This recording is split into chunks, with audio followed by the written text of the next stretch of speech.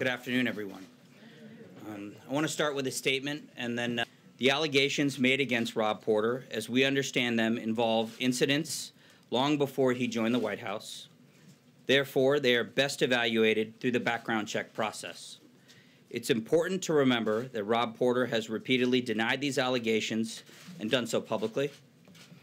That doesn't change how serious and disturbing these allegations are. They're upsetting. And the background check investigates both the allegations and the denials. The investigation does not stop when allegations come to light.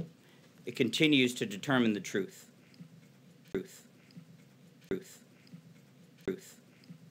Truth. Truth. Truth. Truth. Truth. We should not short-circuit an investigation just because allegations are made unless they could compromise national security or interfere with operations at the White House. The truth must be determined. And that was what was going on with Rob Porter. His background investigation was ongoing. He was operating on an interim security clearance. His clearance was never denied, and he resigned. And he resigned. And he resigned. And he resigned. And he resigned. During his time at the White House, Rob received no waivers and no special treatment. And this is the tried and true process. It was followed meticulously. We hope this helps explain how seriously these matters are taken and how the process works to investigate such allegations with allegations.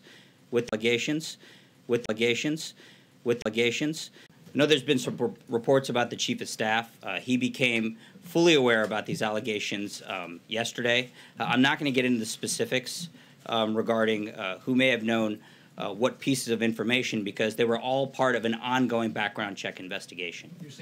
So you're saying the initial reports were two former wives accused him of violence, both physical and verbal abuse, was not sufficient for him to say that I think he's a man of honor? There were a number of statements from from the press secretary, from the Chief of Staff, from others, that reflected the Rob Porter that we've come to know working here for over a year, and the Chief of Staff for about the last 6 months.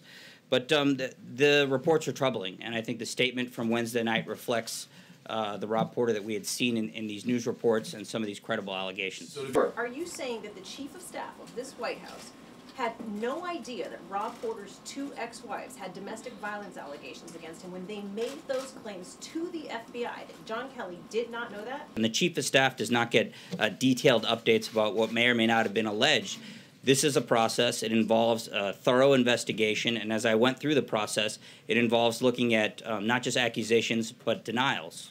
There weren't any concerns, you said, that could compromise national security or interfere with operations here at the White House? I think it's fair to say that we all could have done better over the last few hours or last few days in dealing with this situation. But this was a Rob Porter that I and many others have dealt with, that Sarah dealt with, that other officials, including the Chief of Staff, had dealt with, and the emerging reports were not reflective of the individual who we had come to know.